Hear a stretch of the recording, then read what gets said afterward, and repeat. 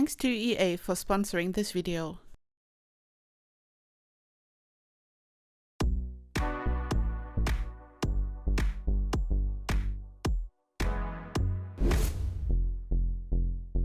Hey lovelies, it's Kate. Welcome back to another Sims 4 video. I have some very exciting news to share with you today. I was invited to build 3 lots for the new Sims 4 Life and Death expansion pack. I contributed 3 residential lots.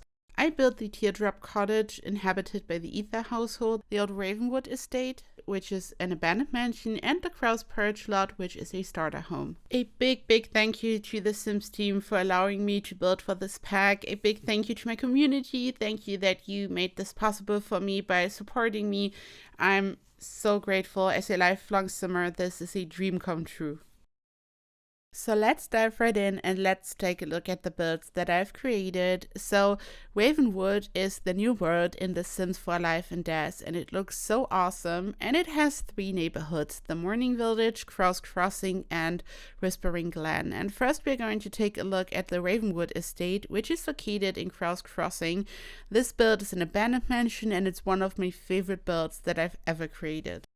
It's on a massive 50 by 50 lot with lots of bedrooms and a butler suite, and it's mostly empty and in disrepair, so it kind of has a haunted vibe, which I love so much.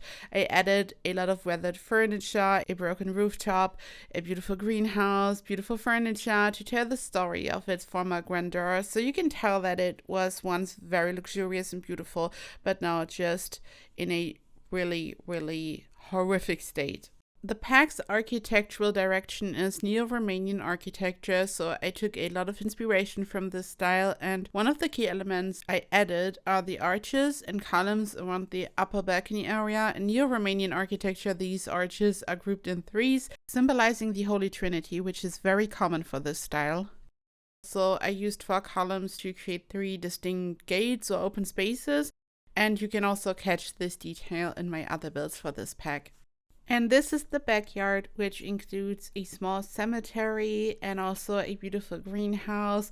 It's also a bit broken. The windows are shattered. I alternated the intact and shattered windows, and you can see that this lot has a beautiful garden and it's so overgrown. So this was kind of the most fun part about landscaping. You can here see how I'm in the process of landscaping. I added all these beautiful base game bushes to make it look overgrown. I placed some trees, and later on I'm going to add even more, so the final result is even more overgrown. But here you can see how I've placed all these individual bushes to create this look. And here you can see the floor plan from the top. This is the main entrance. This is the top floor where we have lots of bedrooms, and this is the butler suite.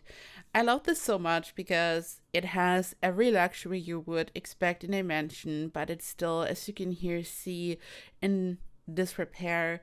It's broken down, abandoned, and old, but it's still furnished, so you can just use this. You can let your Sims move in, and it's fully functional because it has all necessities, but at the same time, it's a bit empty. We have these holes in the floor, which are an amazing new object in the pack. You can place it on roofs, you can place it on the floor, and you can really create the look of a really old broken down house. This is the living room, so this is where Sims can gather, and again, it's fully furnished. We have a TV and everything, but it's still a bit empty. And from the living room, you can enter the kitchen, which also has these broken roofs objects on the floor to create the look of a mansion in disrepair. There are also wall decals, which are supposed to look like broken down wallpaper, so you can kind of see the exposed brick behind it. And this really turns the old Ravenwood estate into a very abandoned looking mansion. And here we have the main bedroom, which is really spacious, but once again, it's fairly empty. We have another hole in the ground, so this mansion is really falling apart. And we have multiple bedrooms in this mansion, but this is the biggest. This is kind of the main bedroom. And here you can see some more bedrooms, some regular bedrooms. There's also one with a coffin on the inside, which I love so much. And then there's also a really creepy nursery. I love the contrast because nurseries are usually so cute, but this one is also a bit creepy and broken down, and I love the contrast. And this was the old Ravenwood Estate. And now we are going to take a look at the Teardrop Cottage in the Whispering Glen neighborhood, which is the home of the Ether household, a pre-made family in The Sims 4 Life and Death. And this is the next one. This is the Teardrop Cottage, the home of the Ether household. And I had so much fun with this one. You know how much I love the color pink, and after some changes to this build, it ended up with a very soft light pink interior, and I'm so obsessed with it. So here's the backstory for this home and the family which is living in it. Kai Ether passed away after a miscommunication with a pet crow, and Kai does not understand that he's dead, and he also doesn't believe in ghosts, all while he himself is a ghost, which is such a cool story in my opinion. And Kai lives in this house together with his husband Ekade and their son Takama, and this 50 by 50 lot tells Kai and his family story and is also their cozy home. This house has 2 bedrooms, 2 bathrooms. I also included a memorial altar, an easel, and a pet crow for the lore. And there's also a no ghost sign because, as I said, Kai doesn't even believe that he's dead and he doesn't believe in ghosts. So this is making things extra complicated for his family. And while most of the interior has a very soft, warm vibe with lots of pastel pink details, the child's bedroom is super dark and gloomy since the Karma is a macabre sim. And I just love contrasts. I love to use them while I'm building, so this was a fun contrast to add to this build.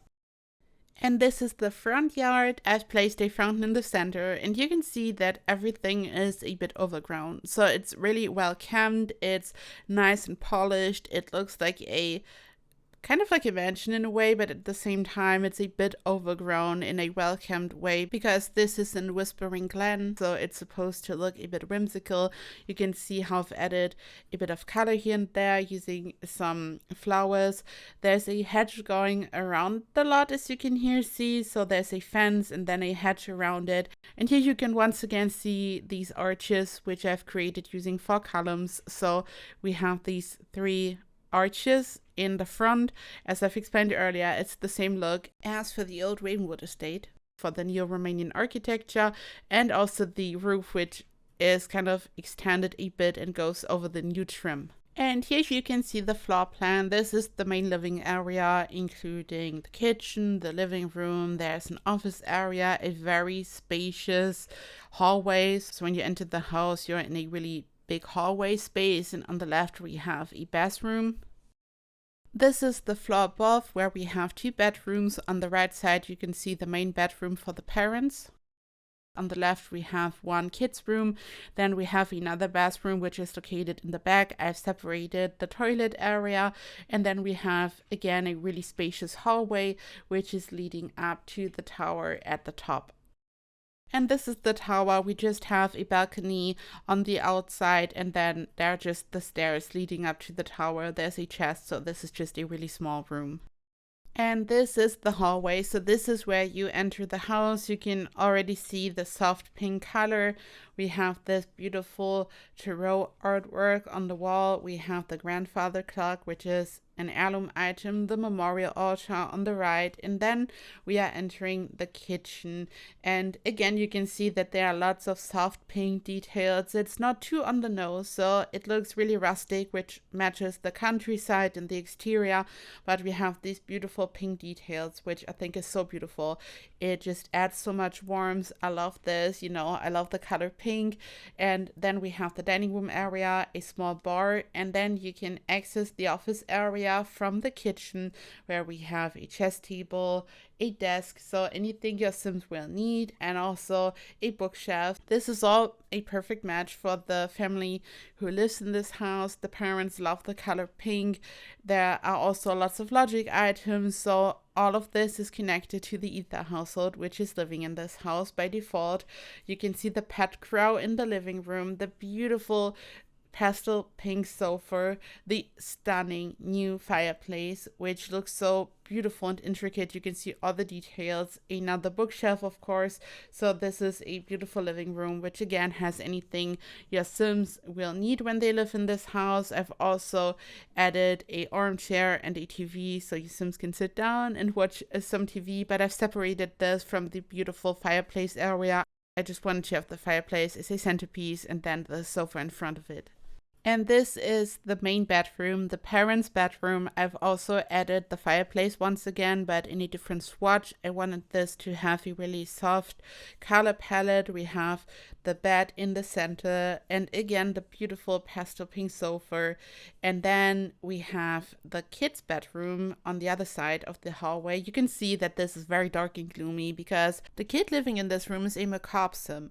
So this means that they also enjoy a more dark color palette. So this is a really gloomy, stunning bedroom. We have an easel. We have the new artwork on the wall. So this kind of has a dark gray, almost greenish color palette to it, and then I also mixed in a lot of dark black swatches, so I love this so much. And then we have the bathroom in between, which again is a little bit more colorful. I've used the pink swatch for the bathtub, and then we have the separate toilet. And here you can see the top view of the main bathroom, which is located directly next to the hallway in the entrance area. And yeah, this is the Teardrop Cottage, the home of the Ether household. I love the family's backstory. I love the Ether household, and I'm so proud that I was allowed to create their house. I hope that you enjoy it, and I hope that the Ether household is going to enjoy their house once they're living in here. But yeah, this is the build that I've created. I love the beautiful soft color palette. I love that it's so whimsical and a bit overgrown, and this is just a amazing pack and amazing family, and I just really wanted to do the family justice. And yeah, now we're going to take a look at the starter home that I created for the pack. This is the Krause Perch lot. This one was built on a 30 by 30 lot, and I had a budget of I think 26K because this is a starter home for a family. If you only have one sim, the budget would be 20K, so I had more budget. But you know, I love to build big mansions, which is why I was so happy that I was allowed to build the old Ravenwood Estate and the Teardrop Cottage on 50 by 50 lots. And this one here was a challenge. I love a good challenge, and it was so much fun to work on a starter home, but it was definitely the most difficult part of this whole exciting adventure. And just like my other builds, this one went through a lot of changes. I had to make a lot of changes for the budget because it's really hard to create like a starter home, like in general, for me at least it is. It was supposed to look stately and grand, so it matches the environment, like the neighborhood around it. At the same time, it of course has to be functional and furnished. So this house, just like most starter homes, only has the necessities, so it's pretty empty. So the idea of a starter home is that you create a family and they have a good start. So they have a house, they have all necessities like a kitchen, beds, a functional bathroom, and then you just kind of add to this. You can like add more furniture, and you can furnish it more once your Sims have a job and earn some money and stuff. So this really is just the foundation for a family. You can here see that there's a very cute toddler room. I love these new items. And then we have another bedroom which has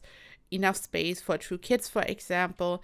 And then there's also another bedroom for the parents, for example. I chose this wallpaper so it looks really warm, inviting, and a bit cozy. And there's also another bathroom because if you have like so many Sims living in one house, it's good to have a second bathroom, definitely. And this is it. These were the 3 builds which I was allowed to contribute to the Sims 4 Life and Death expansion pack. You can here see more screenshots, so you can see more of the houses that I've created. And yeah, if you get the Sims 4 Life and Death, and if you play it, you can take a look at my builds yourself. I'm so excited that I got to do this. I've been dreaming of becoming a part of the EA Creator Network for the longest time. You know this, I've talked about this a lot on this channel. And then a year ago, this dream became reality, and I couldn't believe it. I still can't believe it. And I was already dreaming about just being in the network, but then being allowed to build for a pack was such a big dream. I didn't even dare to dream about it, to be honest. I was hoping for it, but I never thought that it would happen because it's such a rare chance. It's unbelievable, and I am still pinching myself. I still think that I'm dreaming. This whole process has been so amazing. It was a dream come true, and the team is so nice and so lovely, working together and learning so much, and just the whole process was such a pleasure, and it's like, I still can't believe it. So I want to say thank you to the Sims team for allowing me to be a part of this. Also, a big thank you to my fellow builders who have also worked on this pack. Like, we were 4 builders in total, and it was such a pleasure to meet them, and I had the best time. Thank you to my community for making this possible for me, and I'm just so emotional, and I'm so excited, and I'm so happy that I finally got to tell you about this, and that I was like able to show you my builds now. Thank you so much. And yeah, this is it. I hope I see you in the next video. There's so much more to come regarding The Sims 4 Life and Death on this channel. I love you all so much, and I hope I see you in the next video. Bye bye!